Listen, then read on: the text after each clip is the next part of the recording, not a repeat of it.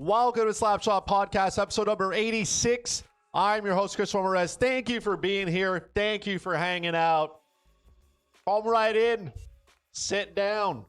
We got things to talk about. We got a lot of great stuff today on the show. We have less than a week of the NHL regular season left. I feel like we just started. I feel like hockey was right there, and now it's coming to an end. But have no fear. Even though it is ending, the best time of the year is about to start, and that is hockey playoffs. That's right. This is the best time of the year. If you don't love hockey playoffs, man, I don't know. I don't know what you do for fun. I don't know why you don't, but it's okay. Sit down. We're going to have a good time here. We got a week left, all right? Strap on in. If you are new here, you found yourself here by accident, I appreciate you, YouTube algorithm. Go ahead, hit the sub button, ring the bell if you have no idea who I am. You can follow me on X at FuzzyChris91. Follow the podcast as well on X at Slapshot Podcast. Hit the link tree. You can follow the podcast audioly if you don't want to see my face and get it wherever you enjoy your podcasts. Also, today is National Pet Day. So happy National Pet Day. If you have a pet, obviously you know Milo, big fan. Here, my COO, CEO, CFO, CIO, whatever other CO that you can find. Milo runs this show. So as he would, right? As he would. We got lots of stuff to talk about today. Okay, we're going to get into some news. We're going to play Puckdoku, of course. And then we're going to talk about the main story. Right? You know exactly what it is. You know. That's right. A certain Russian superstar is now on Canadian soil. So we're going to break down where he should be playing once he gets into the lineup. There we go. Excellent stuff to talk about. Let's get, like I said, to the news here. Okay, let me just pull this up here. I know if you live under a rock, maybe you missed it, but congratulations to Alexander Ovechkin. He is now the leading goal scorer all time for the NHL. 895 goals for the Grade 8. He did that against the Islanders on Sunday. It's crazy to think that I got to watch a generational talent grow up. And the number of goals that he scored, and it was fantastic to watch it. I watched the game. I think that's the only time I watched an Islanders game willingly, right? And typical OV fashion, right? On the power play from his office. And like he's 39. And that was what, his 40th goal of the year? 40, 41, somewhere in that range. Like he refuses to slow down. I don't know how they built him, but I think he should donate himself to science once his career, once his life is over. So we can try to replicate whatever he is. He is a specimen that needs to be studied. But congratulations to Alexander Ovechkin, of course, the Washington Capitals organization. Shout out to the Islanders organization as well. They had everything prepared. It was great. It was a great ceremony. Now I guess the Capitals are happy they can put all this behind them, focus on winning hockey games. They have also locked up top spot in the Metropolitan Division, so they will be there next. Equally as entertaining, Gabriel Landeskog, remember him? He's actually the captain, right, of the Colorado Avalanche. He hasn't played hockey since 2022 when he last won the Stanley Cup. His recovery has been well documented, right? And he will be playing his first game since that Stanley Cup winning game. For the AHL Colorado Eagles, he will report on a conditioning stint. He is allowed to play 3 games, and we'll see where it goes from there. But the fact that Landeskog is even playing is just monumental. It's something that I'm sure it's big for him. It's definitely big for Colorado fans. And the hockey is better with him in the game. So I don't know what capacity he's going to be able to contribute in. We don't even know how this game is going to go. But by the time you listen to this, we will have known how that went for Landeskog. So hopefully everything goes smooth in his first game, he continues to progress, and he can get back on the ice in a Colorado Avalanche uniform. I mean, could you imagine the boost that lineup gets heading into the playoffs and Gabriel Landeskog comes back? It's fantastic. It's a good day. Good for Gabriel Landeskog, for the entire organization. Like I said, I hope it goes well so we can see him back in the NHL. Speaking of things that are going well, right? Montreal Canadiens, as of today, have a 99.1% chance of making the playoffs. Now, I know what you're saying. So you're telling me there's a chance they don't, which is possible. But the Montreal Canadiens can lock up a playoff spot with a regulation win against the Ottawa Senators, which is happening on Friday, today. So I will be watching that. I will be going back and forth between the Montreal Canadiens game and look, the AHL, they have agreed to stream Landeskog's first game on like whatever their like local TV station is. It's on X as well. It's on YouTube. So I'm going to watch it. I'm going to watch it. I'm going to watch a little bit. I want to see how Gabe's feeling. I want to see how he moves. The NHL would never. They have to black you out from everything, so you don't get to watch nothing. But yeah, just massive game here for Montreal. Let's not get it twisted too. This is a 4-point swing, right? Because Montreal can move 2 points closer to Ottawa. They still have a chance of taking that top wildcard spot. So Montreal is unsure yet of who they will be playing in the first round because there's still lots of things to fight for. This is a very important game in Ottawa. I'm hoping the Montreal Canadiens do the right thing and win. They've won 6 in a row. Let's keep it going. You know what I mean? Don't slow down now. First of all, also take it to the Sens. Yeah, take it to them. There's been a lot of look. My For You page has been, there's too many Senator fans chirping all year round. All right, settle in. All right. Also, sad news as well. Ray Shero passed away earlier this week. If you remember him, he was part of he was the general manager in Pittsburgh, built that Stanley Cup winning team. He also worked for the Devils organization, a whole bunch of other organizations. Condolences to those organizations. Family, of course. It's never great when somebody passes away, but yeah, there's a lot of good news. Fortunately, Ray Shero passing away is not. So again, it was a tough day for hockey, but yeah, we wish all the people close to him the support and love that they deserve. There you have it. That is the most pressing news for the week. Now we're gonna get into some good stuff here. We're gonna play Puckdoku, okay? I know last week it didn't end as I thought it would. All right, it didn't, but we can redeem ourselves today.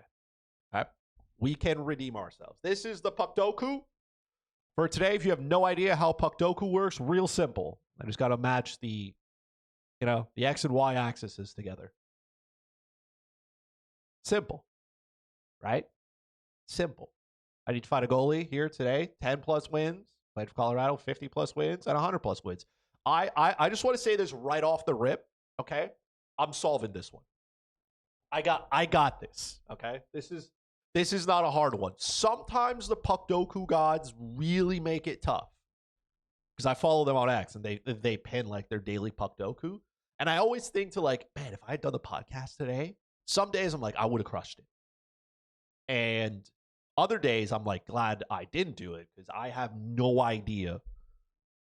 Some of the times they have like college hockey, and I was like, I don't follow enough of it. I know Denver lost to Western Michigan, right? But like that doesn't mean anything to me, really. Mostly because Lane Hudson, Jacob Fowler, like they're not there, right? That's the type of college hockey fan I am.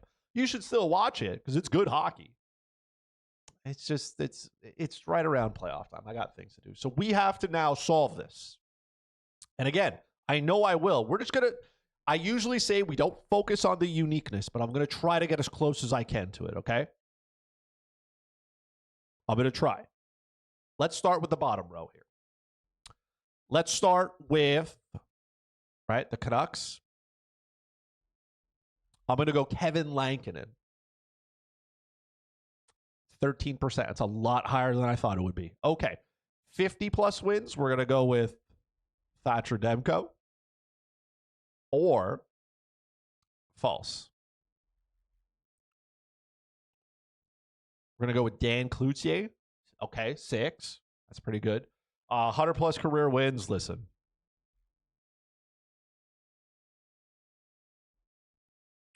I can't spell Roberto Luongo. There we go.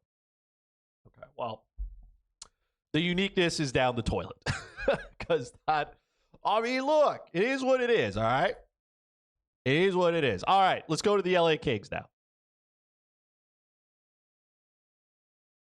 You ready? All right, let's start. Let's go the other way now. 100-plus career wins. Let's go with Darcy Kemper. Darcy Kemper, man, having a fantastic year for the LA Kings. Homie doesn't lose at home. He doesn't lose at home. He was like, when he was in Colorado and he won the Stanley Cup, there were parts of him where you're like, he wasn't really that great. Like his save percentage wasn't even that good.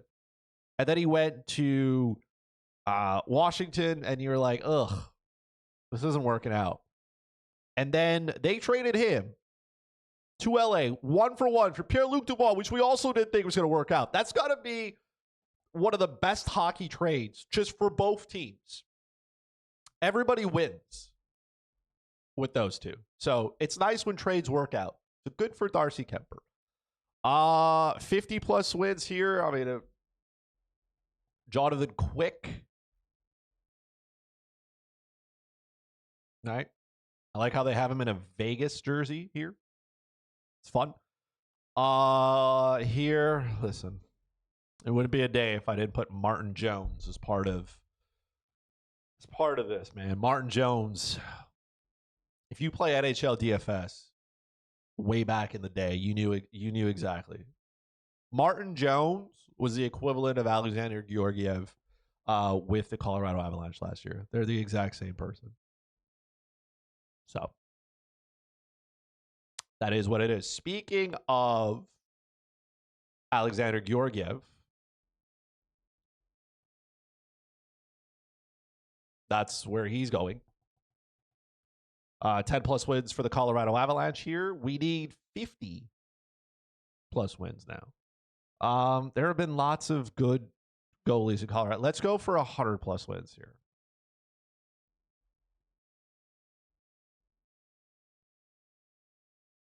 Obviously. The GOAT. You know. It's got to be good, right? There we go. And in the 50-plus wins here, we threw the uniqueness out the window. Okay? I told you we were going to solve this. All right? I told you. Hold on. Let me do this here. Make sure you all get a... Here we go. We knew I was going to solve this. I told you right off the rip. Okay? Told you right off the rip. What was it here? There were a lot of really common ones here. A lot of people solved it today, which is understandable. I would have not guessed some of these guys here. But we solved it. And that's it. That's a win. That's a win. All right. Now that we solved, this has been good. This has been good. Good Puckdoku today. Let's get into the meat and potatoes of what's happening here, okay? As you know, Ivan Demidov is now a Montreal Canadian. He is officially a Montreal Canadian. You're saying, how do we get here? Because maybe you don't know. That's fine. Maybe you weren't at Pearson International Airport waiting for him to show up from his plane, that left Istanbul earlier in the day. I wasn't there. But people were.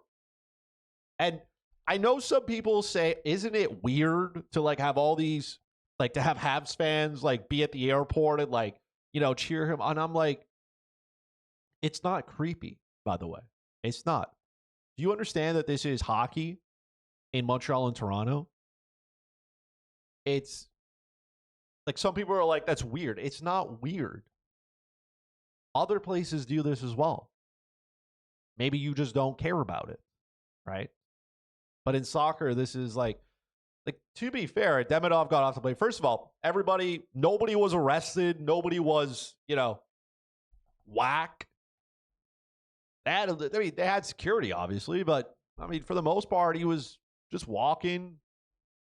And now you're saying, why did he land in Toronto? Now, the tinfoil hat reason is because it was probably better as well to get him away from the media attention. Like, yes, there were people there, but you imagine him trying to get to the airport here at Montreal one? It probably would have been a lot more people. So, get him to land in Toronto. Makes sense. The real reason is apparently he still needs to get his U.S. work visa done because he can't travel to the United States yet. But I like my theory better. But yes, SKA St. Petersburg was eliminated from the KHL, and we originally thought that he was going to play in the AHL of the KHL. I don't know what it's called, but he had no reason to be there. All right? We just thought SKA was going to play this tough. Contract was ending anyways. And considering how they treated him most of the year, I didn't think this was going to happen. And then all of a sudden, we find out that they have released him from his contract. Now, they retain his rights should he not become an NHL player, right? I'm not putting this out in the universe, but if he becomes Nail Yakupov, he can go back to SKA. They own his rights still. So then the Montreal Canadiens get his 3-year entry-level contract signed because that's the first thing. You burn the first year, which is okay, by the way, which is fine. We don't need to worry about it. Last week, we talked about where Jacob Fowler should have ended up. He ended up in Laval. Unfortunately, not here with the Montreal Canadiens, but you know what? Doesn't matter. We're talking about Demidov now. He signs his deal, gets on a plane, and he's here. Okay? And there's a lot of hype around this kid, as there should be. He is probably the best player not playing in the NHL right now. That would be fair. This kid is beyond talented. You know that. There's no question about it. You've seen the highlights. If you haven't, watch them. I can't show them to you because that would violate YouTube's terms and conditions and copyright infringement, so I can't do it. But if I could, I would. But he is good. Now, I understand that we had to temper expectations a little bit here. The kid is 19, all right? Coming all the way over here now to North America. And apparently he asked the team. He's like, hey, man, I want to go. There's an opportunity for the Montreal Canadiens to play the Washington Capitals in the first round. I don't know if you know, but there's a pretty elite Russian winger on that team for the Capitals. He actually has scored 895 goals in his career. Yes, Alex Ovechkin. I know. So he wanted to play against Alexander Ovechkin. Nice of SKA St. Petersburg to do us a solid here. I didn't think you would. Said some mean things about you a lot. So I'll take one of them back, though. Just one. Now the question becomes, what do we do with Ivan Demidov, right? Because it's one thing to get here, and with all that hype comes pressure. Now look, pressure makes diamonds, okay? But this is a unique market. Right? Let's not get it twisted, okay? When people start calling you demigod, the bar is up there, all right? And as well, this is one of those times where you're like, man, this one really sucked. There is not a single, let me just check here. I don't think there is. There's not. There's not a single Russian player on this Montreal Canadiens team.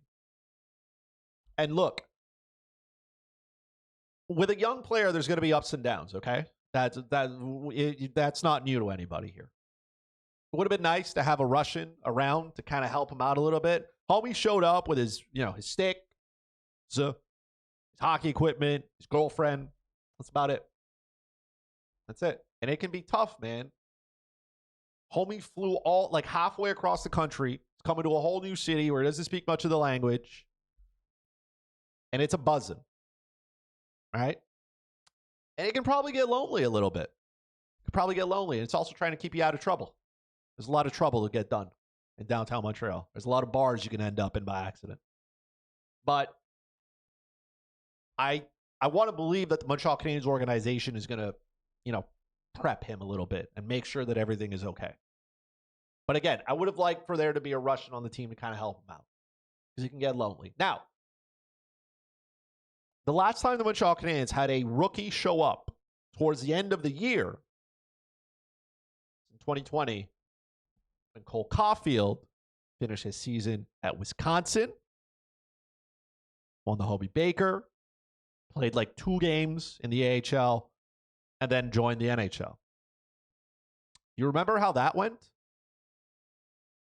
I know that Leafs Nation doesn't remember, and that's fine. I would probably want to delete that from my memory too. But the Montreal Canadiens went all the way to the Stanley Cup Finals against the Tampa Bay Lightning. Now, I'm not saying that the Montreal Canadiens are going to do the exact same thing. That's just the last time it happened, So, of course, there's a little bit of buzz here. I'm excited. I'm excited that he's here. But now we got to figure out where he's going to play. Okay? It's all fun and games. Now, he will not play. Again, today is Friday. He will not play against Ottawa. He will not play against Toronto on Saturday. Expectation is that he will play Monday at home here in Montreal against Chicago.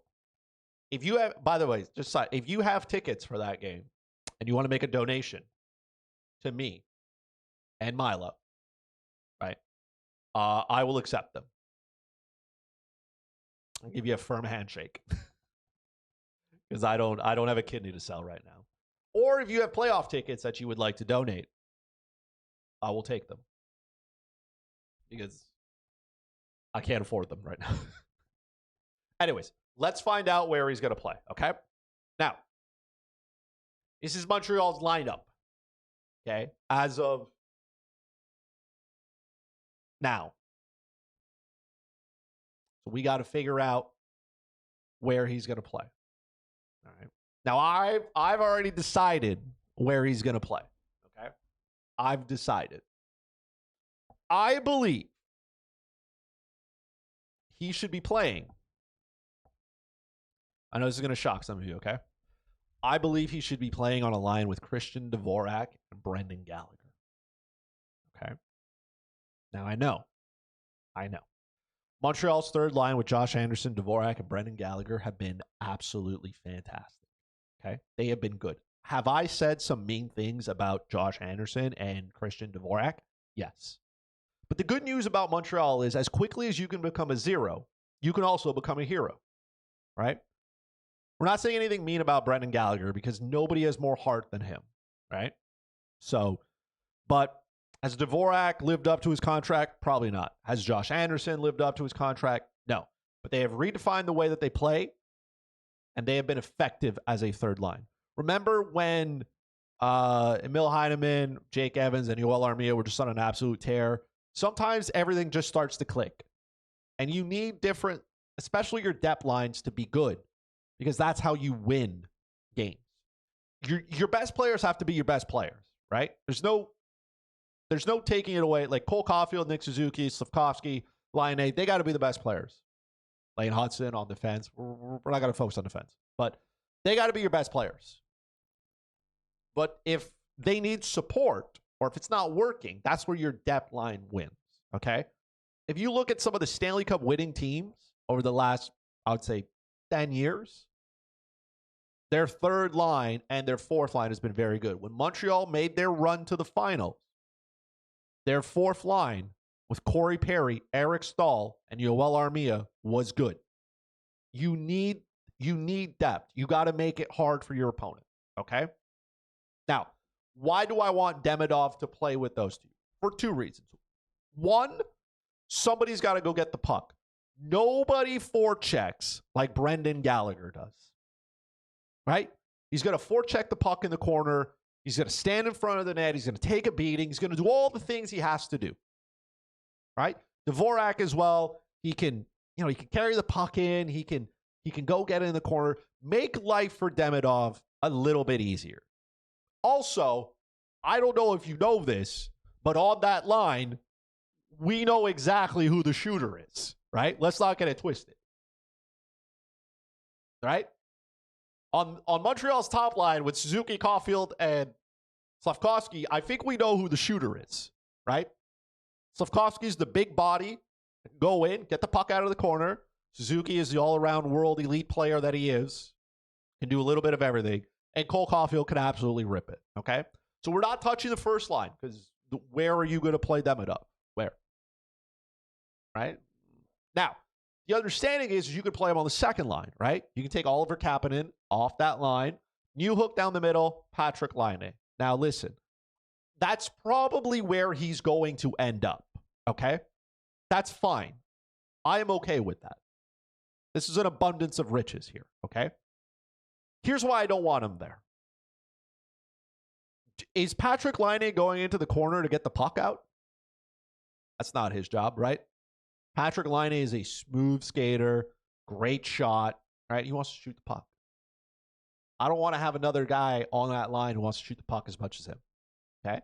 I'm not going to take anything away from Alex Newhook. He's got excellent foot speed. Homie's not going into the corner to get the puck either, right? He's not. So that means Demidov's got to do a little bit of more of that. I don't want him to do that. If we move Josh Anderson up, look, Josh Anderson has redefined the way that he wants to play. He is a big body who is willing to go into the corners, get the puck out, throw his weight around. He can be the guy on that line who plays the role of going to the net, making life difficult, right? Laine is a big body, but he's not going in front of the net. He's not going to the greasy area. Alex Newhook isn't either. That's fine. And listen, Patrick Laine isn't the quickest guy on the ice. And Josh Anderson has got some foot speed to him a little bit. When he puts his shoulder down and drives the net, he can accomplish something. I don't want to break up the third line, but I got to do what's best for the team. And if it doesn't work, put Josh Anderson back on that third line. Let him roll, right? You can move Demidov up and down. I think you also got to give Demidov a little bit of power play time. Not sure where. Maybe you take Cole Caulfield off that top unit. Now, Montreal is convinced that they want to run 2 units, okay? And I think they have the skill to do it, okay?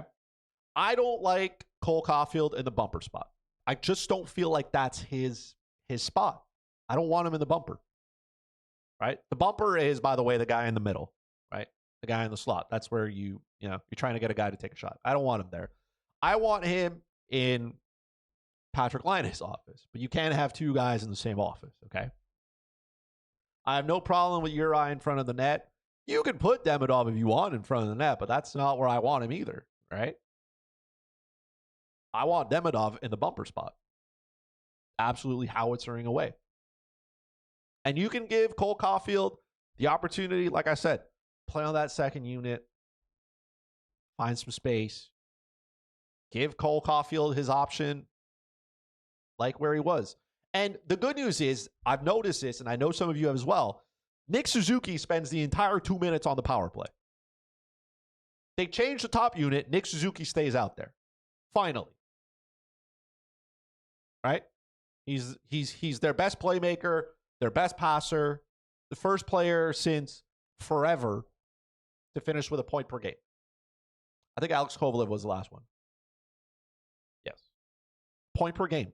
Point per game. Some of you still don't think that Nick Suzuki is elite, and that I can't help you anymore. You have like, you're delusional, and it's just time to accept it. I've accepted your delusion. I'm just like, look, we can't drive it home anymore for you. You're delusional, and that's where you're gonna be. So, all this to say, look, I'm excited to see where Demidov plays Monday. Okay. I am. I'm excited to see him at practice. See where he's going to slot it. I want him on that third line because then I think you can have 3 lines of guys who can put the puck in the net. You have a guy on every single line that is an absolute shooter that can find the back of the net. Then you have balance. And when your lineup has balance, it becomes extremely hard to defend against. Because then your opposing team has to pick their poison, right? Because you can't let the top line run free. Can't do that, right? And if you start making, Patrick Laine and Alex Newhook's matchups a little bit easier, they're going to score goals. Let's not get it twisted. Montreal's second line, they're not out there to play a lot of defense, all right? That's not the defensive line you want out there.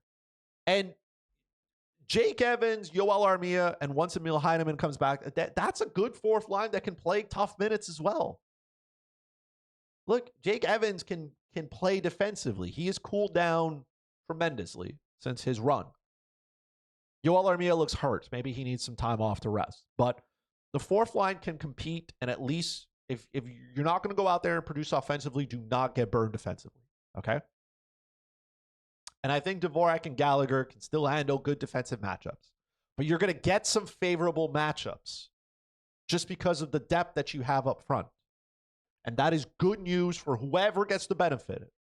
Sometimes it'll be the second line. Other times it'll be the top line. It might be the third line. But you can't, it's going to be a matchup nightmare. Because if your third pairing is out there and you're letting Demidov, with some of the stuff that he's done to players in the KHL, again, some of you don't think the KHL is very good. The KHL is better than the AHL. I just want to make sure this is clear. Okay? The KHL, to me, is a step up from the AHL. I know some of you don't agree, but the KHL is not the in-between of the AHL and the ECHL. It's not. KHL is a professional men's league with big boys. You heard me. So I'm excited to see what Ivan Demidov can do. I want him on that third line. I know that's not where he ends up, but I want to take as much pressure off him as possible. Homie doesn't speak much of English. Now he's got to come here at this point of the year and play Marty St. Louis hybrid man-to-man system. Okay. That's going to be tough, right? It's going to be tough. It's not what I want. I want to make his life as easy as possible. And I think with guys like Dvorak and Gallagher, you can do so. Dvorak and Gallagher know their roles. They know what they have to do to be successful. You know where Gallagher's going to be. You know where Dvorak's going to be. It makes life a lot easier for Demidov. Get open, stick on the ice, how it away.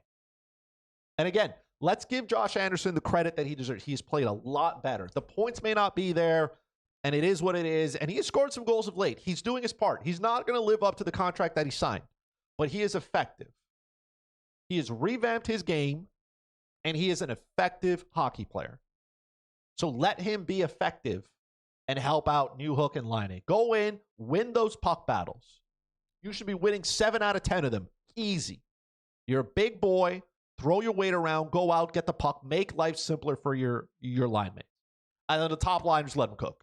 Just let him cook. You know what I mean? Nobody's slowing down Nick Suzuki. Nobody's slowing down. There you have it. So I have told you where Ivan Demidov is going to play. We solved Puckdoku today. Alexander Ovechkin has the most goals in NHL history. What an absolutely successful podcast this has been today. Right? Successful. And it didn't go on for like 9 hours. Isn't that fantastic? I appreciate all of you being here. Thank you so much for hanging out with me. As always, if you've made it this far and you want to see more, head over to YouTube, youtube.com/@Slapshot Pod. Okay, hit the sub button, ring the bell. You can follow me on X @FuzzyChris91. The podcast on X @Slapshot Podcast. You hit the link tree in the description. You can follow the podcast in an audio form wherever you get your podcast. I know I said we were going to do it Wednesday. I know it's Friday, but I'm actually going to have to do it Wednesday next week. All right, because I might not have time to do it Thursday.